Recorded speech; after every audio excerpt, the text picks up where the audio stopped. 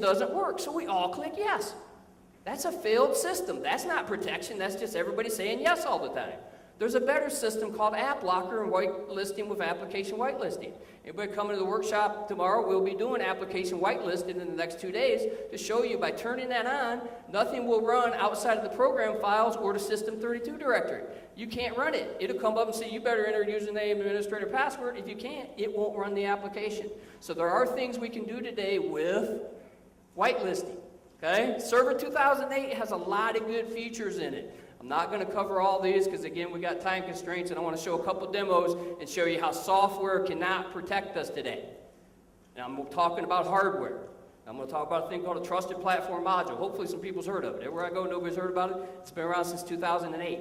Okay, thing we can do, certificate services and set up PKI infrastructure, right?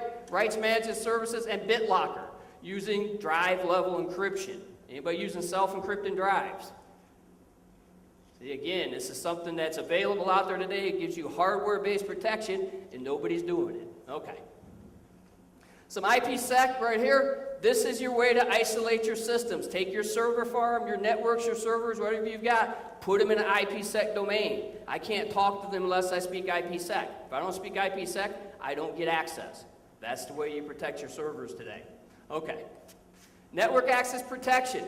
Very good because we can do client-based health restrictions. I've got a demo I'll show on DHCP where when I plug into the network, as soon as I turn off the firewall, it kicks me out into a captive portal and says, now you're in my restricted domain. You can't talk to anything but the network policy server. This is all by default set up when you set up network access protection and what they call an NPS, a network policy server in Server 2008. That's what I was talking about. Server 2008 gives us a lot of features that when you turn them on, it makes it more difficult to hack you, and that's our goal. All right. There's our user account control we're talking about. Nice thing about the firewall. Anybody ever set up IPsec on like a Cisco router?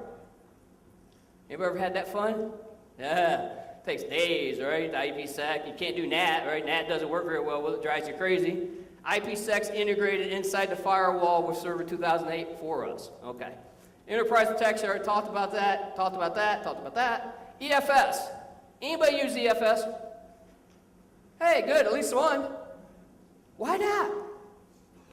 It's free. It's available. Server 2008 and the Windows 7, they got it right finally. EFS in the old days, where they just marked the file for deletion, didn't delete it, we can recover any EFS file or what? Copy it to a FAT file, that type of thing. That wasn't smart. But today, it's a much better product. But what's everybody hear when they hear encryption and Microsoft in the same sentence? No. Like Microsoft security in the same sentence. No, right? You can't have them in the same sentence. Okay. Some of the things you want to know about it. You can store the key off the system in a smart card or a certificate. These are the power you can do now. You don't have to have the actual recovery agents as the administrator on the machine. Everybody remember old EFS? The recovery agent was the administrator. Anybody got administrator access could break any encryption. Is that a good system? No. That's why nobody ever used EFS. Huh? Okay, best practices. Encrypt the My Documents folder. Where's everything pretty much go when you store and you save something on your system? My Documents. How many of you have systems or files on your My Documents folder right now? If your laptop gets stolen, people can read them?